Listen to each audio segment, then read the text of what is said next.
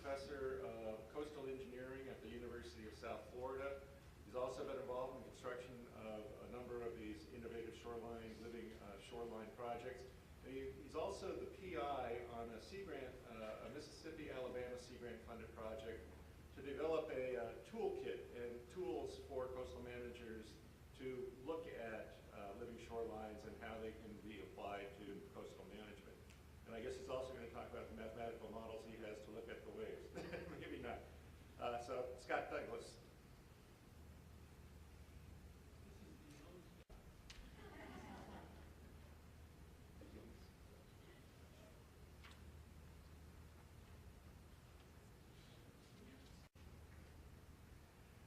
Well, thank you, Jay. I'm at the University of South Alabama. Just correct my number one employer. And thanks for inviting me. It's nice to be here. I'm actually was born on the correct side of the Mason-Dixon line and lived most of my life on the north side of the Mason-Dixon line. I lived in Rhode Island when we moved to South Alabama 25 years ago, and my wife won't leave now, so we're stuck. We do similarly to the two previous speakers. Let me give you a brief summary of some of the history of what we call living shorelines today, but I'll go through that rapidly because we've already talked about that, and then I'll talk about, show you some other pictures of what I call mature living shorelines. They're not as mature as Scott's, but they're over 10 years old. And then I'll talk a little bit about the science of living shorelines, and I will not show you any equations. Some of them do exist. And then I'll show you what we're doing in Alabama now, in the younger, more recently built approaches towards living shorelines. And I'm going to show you a disturbing example of a living shoreline project, which some of our research is showing is actually killing the shoreline. We'll talk about why that is and how you can avoid that. And although the title said it's Gulf of Mexico, I'm going to focus entirely on Alabama. It's enough to talk about even in the state of Alabama. Alabama, for those of you who are geographically challenged, has a very short coastline, 60 miles on the Gulf of Mexico. But we have Mobile Bay and Mississippi Sound and about 600 miles of bay and tidal shorelines. And before I go any farther, let me figure out how to use this. This is Mobile Bay, and a lot of the projects I'm going to talk about are on Mobile Bay. It's 30 miles long north and south, about 10 miles wide at the narrowest portion. So these are large fetches compared to, this is big water in terms of bays. So the natural shorelines of Mobile Bay fall into two general categories. Most of them are sandy beaches because of that large fetch and because of the large waves. But surprisingly, for such a large bay, we do have a lot of what you might call fringe wetlands along the shoreline. And the reason for that is, even with these large fetches, it's a shallow bay. And the locations where we have wetlands along the shoreline are in areas with very shallow water in that part of the bay. Also, a lot of nutrients being run off into the bay from the yards, basically, and sediment infilling the bay. So it's just the fetch alone, the distance the wind blows across the water, wasn't really adequate enough for us to do these designs. So we went a little bit farther. We'll talk about that. Unfortunately, we have a lot of these shorelines too in Mobile Bay, the hardened shorelines. And we did a study in the mid-90s, late 90s on how much of the bay was armored and looked at it historically. And what we'd seen was these structures were built totally legally at the mean high tide line on eroding shorelines, so the loss of the intertidal area was due to what can be called passive erosion. In other words, I built a wall, the shoreline wanted to continue to move, couldn't move anymore, it turned into vertical erosion. Landward recession turns into vertical erosion. And so we actually quantified the percentage of Mobile Bay which was armored, and about then it was about 30% of Mobile Bay was armored one way or another. And the rate of increase in armoring was similar to the increase in population around Mobile Bay. Some of the bulkheads and walls have been there 100 years, but most of them were more recent. So that led to the implication that the tide doesn't go out anymore. No, we actually wrote a paper with that title. We cleaned cleaned up the grammar because the lady actually said the tide don't go out no more since I built my bulkhead. And she was right in her mind that 10 years ago when she built the bulkhead, she could walk out on the tidal flats in the wintertime and pick up oysters and eat them. And she built the bulkhead and she no longer could walk out on the tidal flats because of that process of the vertical erosion in front of her home. So from her perspective, the tide did not go out anymore. And so it changed people's lives, this process. Walking along the shoreline was impossible, playing on the beach. This man used to play on that beach, and now his son could not play on the beach because it wasn't there anymore. And picking up oysters in this phenomenon we call jubilees, which is really just, as Spencer says, a glorified fish kill, but they like it. So the question is raised, is this the fate of all our urban estuaries to turn into a bathtub? Interestingly enough, totally independent and unbeknownst to us, the people are doing a similar characterization of Puget Sound about the same time. And you can't get too farther away bays, barely, in the United States, and their numbers were stunningly similar to ours, about 30% of Puget Sound at that point in time. So that was kind of stunning, and I've been so effective today, 40% of Mobile Bay shorelines are. We'll talk about why I was so ineffective. What is a living shoreline? Jay already showed this definition. I don't really care about it. Basically, it's a good definition, and no one put it together, and I'll live with it, and we can argue about different aspects of it, but let's just show you some of these projects. So we have two types of shorelines in Mobile Bay, the sandy beach. Let's look at, call that type 1, and let's look at some type 1 places where we built beaches over 10 years ago, and that's kind of just an arbitrary definition of mature. Indeed, they were built before the living shoreline term came into being, and basically these were demonstration projects of an alternative to bulkheads on bay shorelines. The oldest one in the state was built in 1998, so we're 15 years old now. We built 2 low rock headland breakwaters at this site and brought in some sand fill. And we were going to plant it, but we ended up not planting it because of a hurricane that hit 4 weeks later. And it has colonized naturally in some parts of the area. And so it's been a successful project. This used to be a golf course. It was a golf course when this picture was taken, owned by my university. It is now an undeveloped piece of property. It will be developed. The university has sold it off. And basically what you're seeing, the project is stabilized about 600 feet of bay shoreline, a very small project, very inexpensive. And note that the marsh has established itself behind the rocks at the updrift end, which is over on the right-hand side. So we have a much more natural shoreline than the bulkhead, which the golf course was about to build before I stepped in. So the fact is, today this would be a vertical bulkhead with riprap at the base of it, which probably would have fallen down in 2 of the hurricanes and been repaired with FEMA money if it were not for this alternative pocket beach. And we basically took the ideas for the pocket beach from the previous speakers and applied it in Mobile Bay. Another place we've done a similar thing and stole some other technology, maybe more from Australia or Kevin Bodge in a more energetic environment, is the most energetic part of Mobile Bay, right on a place called Point Clear. It sticks out in the middle of the bay, an engineered pocket beach built in 2001, and this is a resort hotel. This is Marriott's Grand Resort, one of the great hotels of the South, historic structure on this point. We built 3 rock headlands, basically replaced and rehabbed some existing groins. They've traditionally had a sandy beach all around the property, but for the last 40 years they have seawall. Brought in our own sand fill and basically built headlands with the rocks and built our little pocket beach all in the bay bottom at the time. So it's a sandy beach as an alternative to the seawall or the bulkhead which was there. It's a beautiful beach today.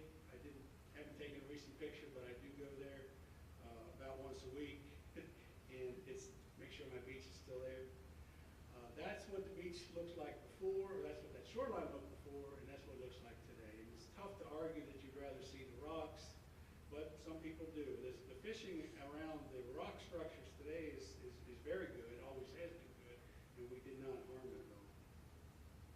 We've used that idea of a headland control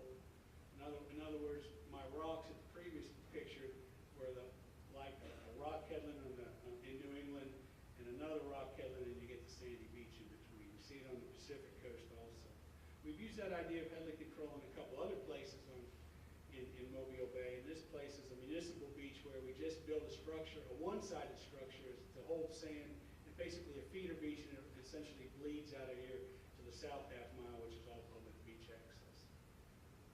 And by putting the wall out there, we changed that control point, that diffraction headland control point. Let's take a look at some of the type 2 types of projects. And the goal here is to emulate the fringe marshes in constructed shoreline stabilization projects. The best, really the only example that has survived for a long time is not on Mobile Bay. It's actually on Dog River, which is the creek or river that flows into Mobile Bay through the city of Mobile. So it's a highly urbanized river. And this project was built in conjunction with the Dog River Clearwater Revival Citizens Group in 2003 with some NOAA community-based restoration monies. It's a demonstration project at a homeowner scale. This homeowner had a failing stone revetment. The house had been there 40 years. The stone was failing. Instead of replacing it with just a bulkhead, she wanted a marsh. And so we stole a little bit of technology from the next speaker from North Carolina and built a wave fence. Because along this shoreline, it's about a mile fetch, but the dominant waves are boat wakes, not just any old boat wakes, but this is the best water ski in Mobile, right here. So water skiers and wakeboarders are up and down this river all day, every day, most of the year. So we needed something to knock down the waves. We built a small fence, and we brought in some sand to raise the elevation, and we planted the species which was most local in that area, black needle rush, and that was the sand before the fill. There's the fence. The fence went up to mean high tide elevation. There's the citizens group planting it at a higher tide, and that's what it looked like right after planting, and that's what it looked like a year later, and you already saw what it looks like today. It's survived for 10 years very nicely, a very small patch of wetland. Let's talk a little about the science of the living shorelines and how we can make decisions to get something that looks like these projects. And basically it boils down to this one slide. I know it's kind of busy, but focus on the graphic on the right. These are just a Venn diagram. These are general areas that you need to think about. One is the physical coastal processes of your site. You heard the previous speaker talk about that. The second is the ecology, the vegetation, the oysters, the fishes, and the habitat you're trying to create. And then the third is the coastal engineering, because the coastal engineering community does understand, to a large extent, how structures interact with all this. And so these living shorelines are right at the intersection of these three areas. And I think you need all three of these areas involved, at least an understanding of all the areas in order to have a successful living shoreline project. A little bit more about the science. I told you the headland breakwater concept, although he didn't use the terms. I stole all that from the previous speaker and some other people. Sylvester's an Australian who wrote a book about the idea in general. Kevin Bodge is an engineer in Florida who's built some of these on the ocean shoreline, very energetic shorelines. And a number of other people. And the idea is I build the headland and I build my pontoon beach. And it's a stable shoreline. Can we get similar technology into the marsh creation? And this is a terrible graphic, but basically what the graphic on the left shows is the higher you go up, the more energetic the wave environment is. So higher energy is the blue area, lower energy is the yellow area. And you can evaluate any site, and then every site turns into a curvy line up here. And in the middle is the gray area. In other words, below in the yellow area, in Mobile Bay, we have spartina alternate flora naturally along the shoreline. In the blue area, we don't. We have sandy beaches. In the gray area, sometimes we do, sometimes we don't. But it is gray. So it gives us a little bit of idea as to how much wave knockdown we need with our breakwater in terms of wave height, okay? Not just in terms of fetch. So is a breakwater structure needed?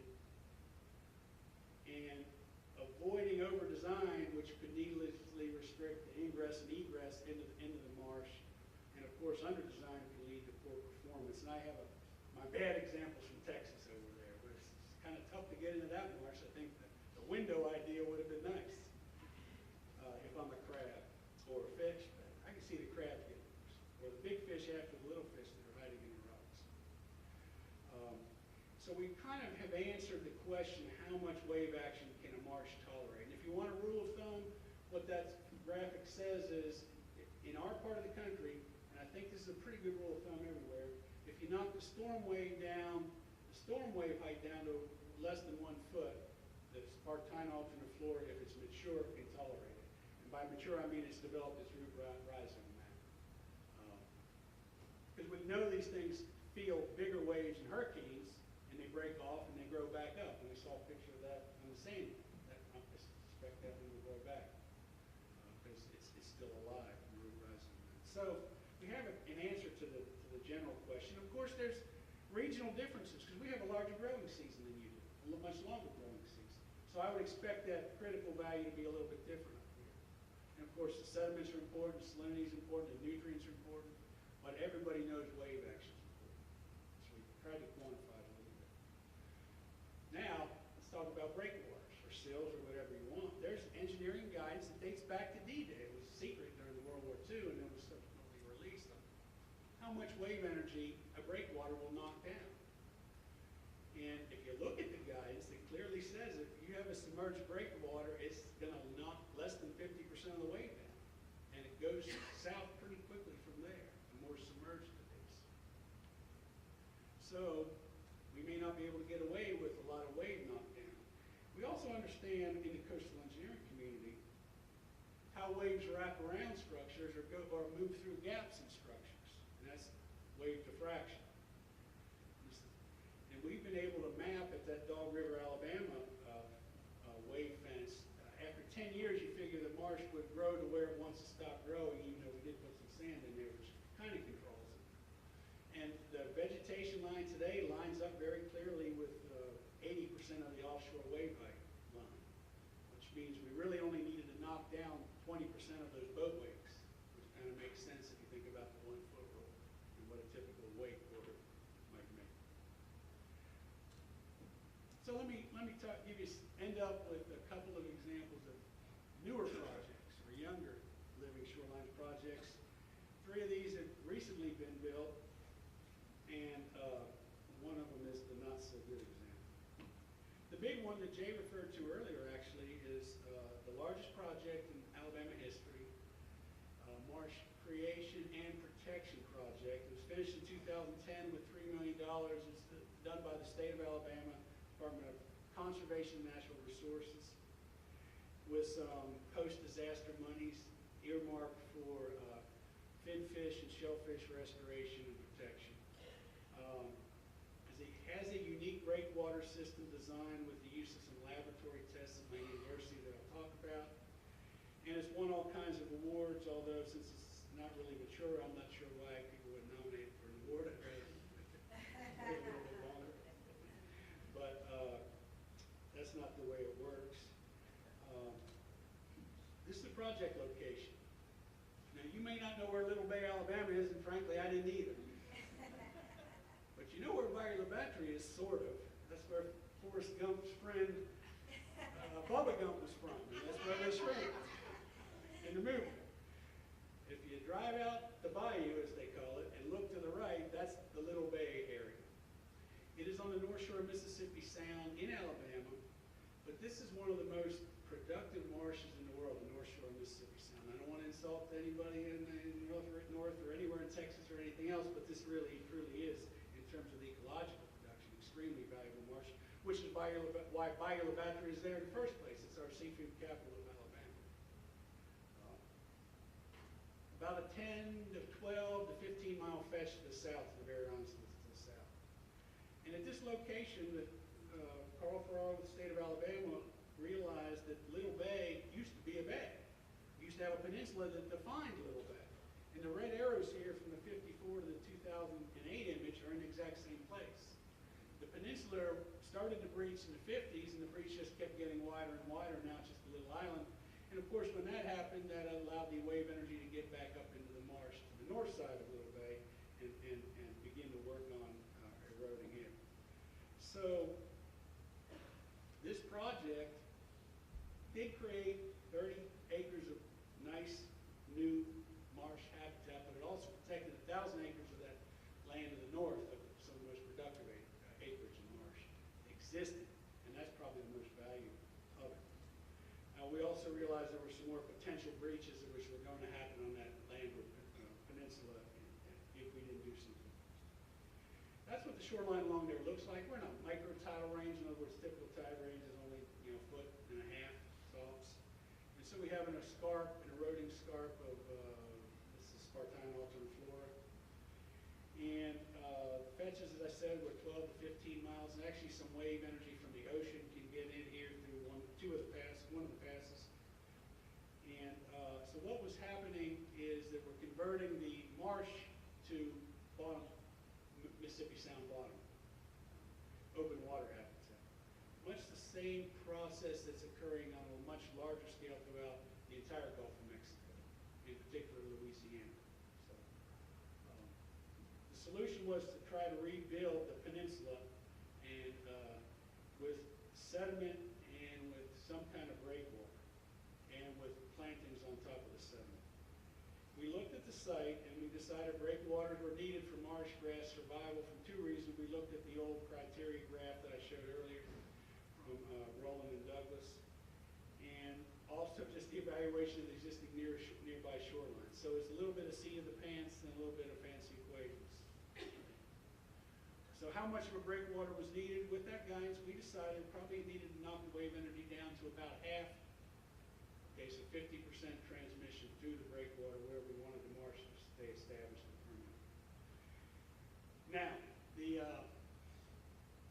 agency was encouraged to consider these things, which are called wave attenuation devices. Why were they called wave attenuation devices? Well, that's what they were called. The idea would be it'd be a fish condo, a crab condo, there'd be oysters grow in there, and it would knock the wave energy down. So I said, no, we can't do that because there's no available transmission data through here. I don't have any breakwater curve like I showed earlier for these things. I can't do it, and that was the wrong answer. So we ended up going into the lab and finding the data. There is such data for some of these other types of patented unit breakwaters, but not for these. So we created some of ours just for this specific design, and basically measured waves outside the breakwater and inside the breakwater and under laboratory control conditions where we're making the waves. And basically the transmission coefficient, I did have one equation. It's just the ratio of the wave height inside the breakwater to the wave height outside the breakwater. And we wanted to knock that down to about 0.5, 50%. And so as a function of how tall the structures were or how shallow the water was, same thing, it's emergence. And the configuration being, do we stack them 2 deep or 3 deep, or do we have any gaps, or put them close together or not. We looked at a bunch of different potential configurations, including what the person who was selling these things suggested, and it was just not going to knock the wave energy down unless we did a couple of things. Because basically what this graph shows, the red is what our data, the blue is rock of the same height, in other words, a rock sill, and there's 2 to 5 times as much energy, or wave height rather, transmits through these wads because you can get through it. The wave energy has an amazing ability to get through it. And then an equivalent stone breakwater of the same height. So we actually made some design decisions, increased the size of these significantly, and used a very dense configuration, close together, two staggered, and then compared it in the bid process as a design alternate to rocks. And unfortunately, or fortunately, I don't know which, it won. That was what was built. I didn't really expect that to happen. So I'm not a fan of these, is that clear? But they were built. It's 546 of them, and we pumped sand from a nearby offshore source that had actually been an old dredge disposal area for the Biobattery ship channel for the last 50 years, well, underwater. So that's brought the fill up, average elevation a little bit above, basically mean sea level, but we did have a lot of slope. We tried to create a lot of slope, and that was an issue. The fill extends about 200 feet off the shore, and the breakwaters were placed another 100 feet offshore, so it was designed about 100 foot of open water. Transplanted over 100,000 plants in this 20 acres, and Most of them were Spartina to Florida, the upper elevations, Spartina paintings, and some other things which typically grow in that area we could justify putting in. The first season growth was excellent. You can see the breakwaters in the background. You can see the fill. The completed project is from the sky. You really can't see the newly planted grasses. From the structural perspective, it survived its design storm twice in the first 2 years. Design storm's not a big hurricane because it'll be buried under 20 foot of storm surge, 20 feet. Michael Battery had 17 feet of storm surge in Katrina. But a tropical storm with big waves and not so much surge is a design storm, and it survived the 2 of these very nicely. Now the wads, which did I point out I'm not necessarily a fan of? People have heard me give this talk and think that I am, and so I'll make it clear now. They are sinking, as we expected, differentially in the mud, and they will, and eventually they'll become less and less effective as breakwaters, but by then hopefully our Spartina will be mature enough to tolerate whatever energy comes through, and I think that's what's going to happen. Let me go back 2 slides. We had gaps, as you see here, even though we had gaps in our porous breakwater, 40-foot gaps in our porous breakwater anyway, and that was intentional to get the type of sediment pattern and more edge in our final marsh when it matures itself. The birds jumped in it right away. There's just some wading birds and some seagulls, egrets there. Black skimmers laying eggs in it the first season. There's a cool birds. I don't think you have one. Those are really cool birds. There's some other wading birds. There's some brown pelicans, which are very common, and some white pelicans, which aren't. They're kind of unique. Fun to see when we see them. And there's a crab hiding underwater. So we did get at least 1 shellfish in the project. An immature crab, which is exactly what you'd want in our planted plugs of Spartina. That's what it looked like last summer. Very healthy, very, very nice looking. It still looks the same. I just don't have a more recent picture. We have our little tidal flats of the open water between the marsh and the goofy structures. And that's the biggest one. Now let me show you another smaller one. This is back up in Dog River at a public park area, which had been an eroding mud bank forever because they were using it as dredge disposal. So when it eroded away, they built it back. So it was definitely a water quality idea. So we were able to line the shoreline with some small segmented rock structures, and in the lee, in the little gaps, plant the native vegetation, which up here is more exotic because it's extremely fresh up higher in the estuary. So it's done a very good job of improving the water quality due to reduced erosion, and because it is in Dog River, it does see significant wave action even in a no-wake area.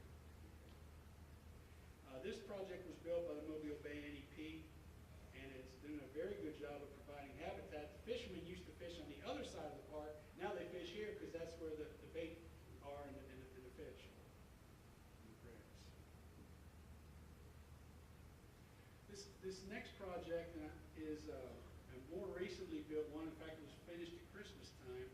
My firm was hired to design a living shoreline, hired again by the Mobile Bay National Estuary Program with funding from U.S. Fish and Wildlife and NOAA for a demonstration project of a living shoreline on Mobile Bay, a very active portion of Mobile Bay, with 700 feet of basically 7 homeowners of eroding sandy shoreline.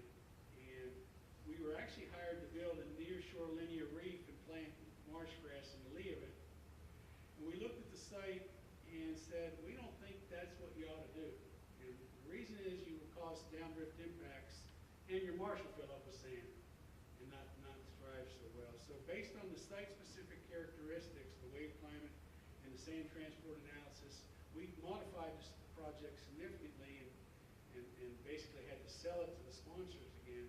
So we stabilized the homeowner's shoreline with some 4 small rock breakwaters and beach sand.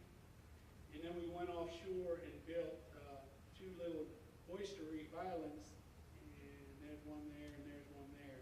And these are far enough offshore so they obviously won't be trapping any sand. We used some guidance to make sure they were far enough offshore. And actually, it's so shallow, the depths of the water actually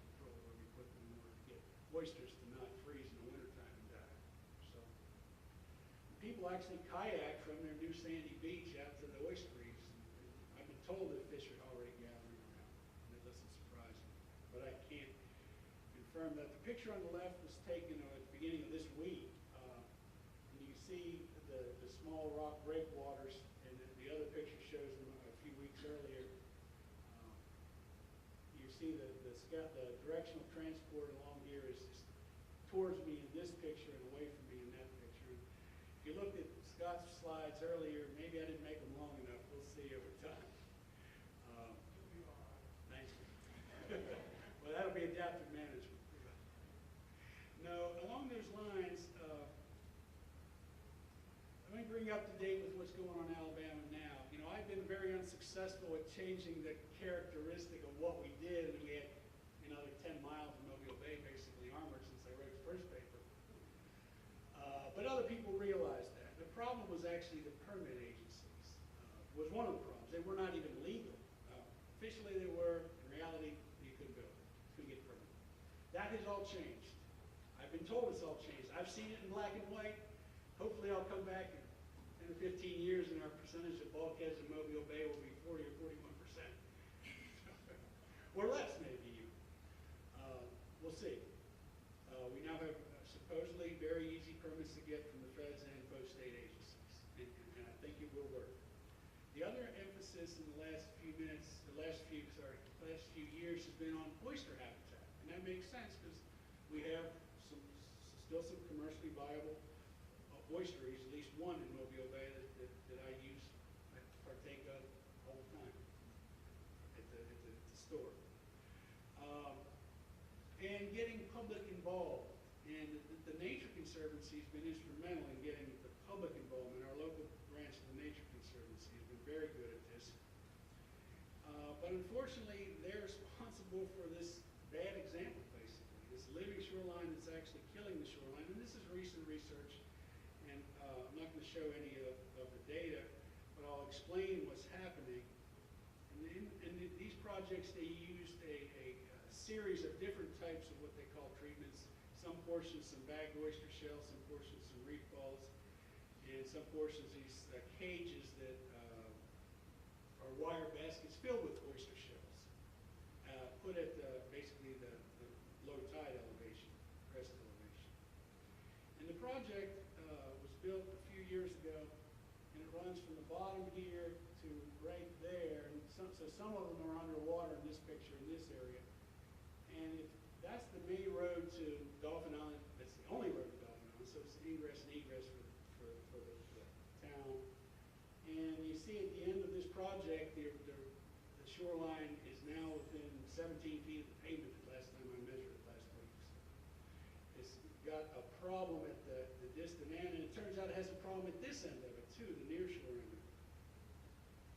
What's happened is the project has not reduced the erosion rate at all. In fact, this is in spite of two research papers that say it has by respected ecologists who've been monitoring. These are respected ecologists that are respected by the ecology community and also by me. They're friends of mine, okay? But they are incorrectly evaluating their data, and they bias their data unknowingly, and it's not only not reducing the wave energy to a tolerance level where spartina alterniflora can grow, but it's actually accelerating the erosion at the ends of the projects.